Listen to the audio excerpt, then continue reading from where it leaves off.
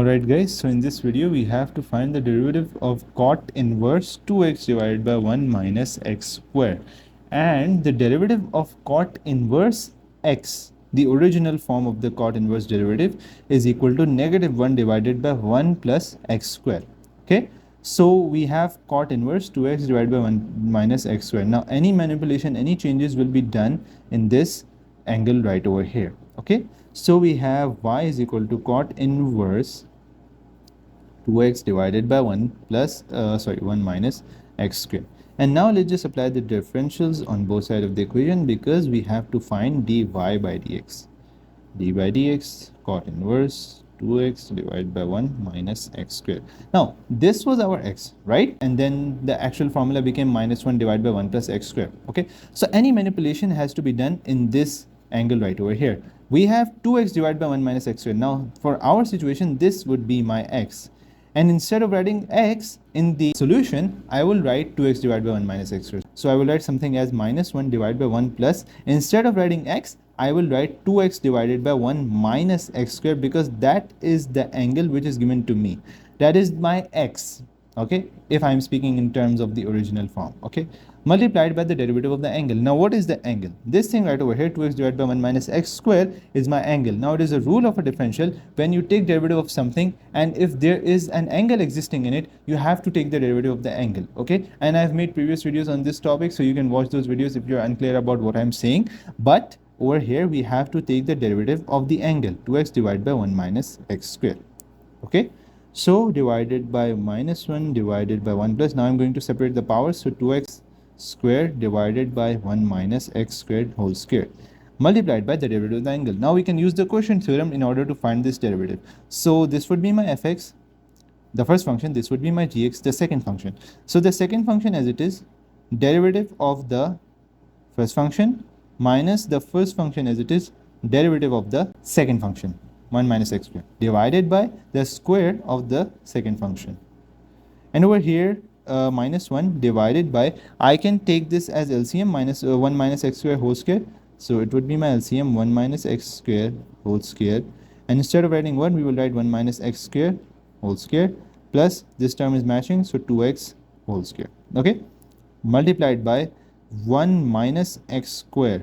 Now the derivative of 2x would be 2. Why? Because, so I have 2x over here, 2 would be a constant, so it would be separated, and then x, so x is cancelled by x. I'm left with 2 multiplied 1, which is equal to 2. Okay, so we have to write over here, then minus 2x. The derivative of 1 minus x square would be negative 2x, because the 1 is a constant, so the derivative of any constant is equal to 0, minus x square. The derivative of x square is 2x, but it is in the negative form, so the derivative of negative x square would be negative 2x, divided by 1 minus x square whole square. Okay, so this is the denominator of the denominator. This term 1 minus x square whole square is the denominator of the denominator. So it is something like a divided by x over n. This n is that term, so I can write it as n multiplied by a divided by x. The denominator of the denominator becomes the numerator. So I can write it with the 1 in the numerator, minus 1 multiplied by 1 minus x square whole square, divided by, now I'm going to open this whole square formula, so we have 1 minus x square whole square. Now the whole square formula actually says that 1 minus a minus b whole square is equal to a square minus 2ab plus b square. So for our situation, a would be 1 and x square would be my b, so I will write it as 1 square a square minus 2, a is 1, b is x square, plus b square. Now what is b? It is x square whole square. Okay, then 1 minus 2x square plus x 4.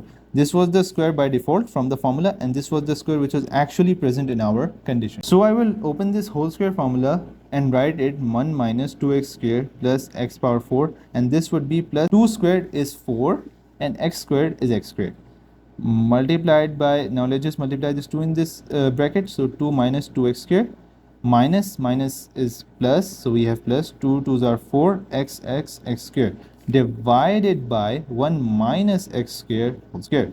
So we have minus 1 minus x square whole square, divided by 1 plus x4.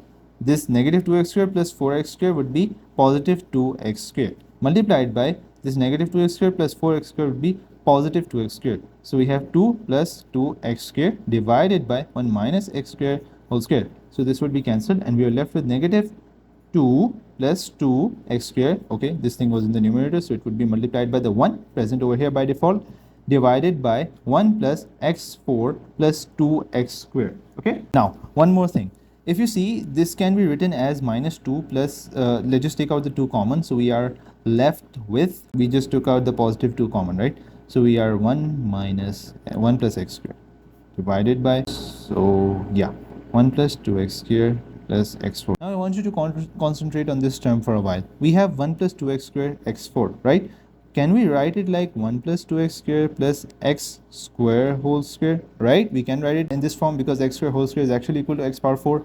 So this would become 1 plus x square whole square. Why? Because the whole square formula actually says a plus b whole square would be equal to a square plus 2ab plus b square. Now if I consider 1 to be my a and x square to be my b, then we have the actual formula right over here. 1 plus 2, right? 2 is from the formula. A is 1. If we write 1 or we do not write 1, it does not affect anything.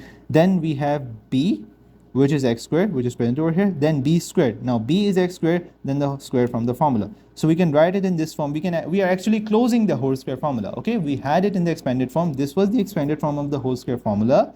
We are condensing that form. Okay, so we can write it minus 2 1 plus x squared divided by 1 plus x squared whole square.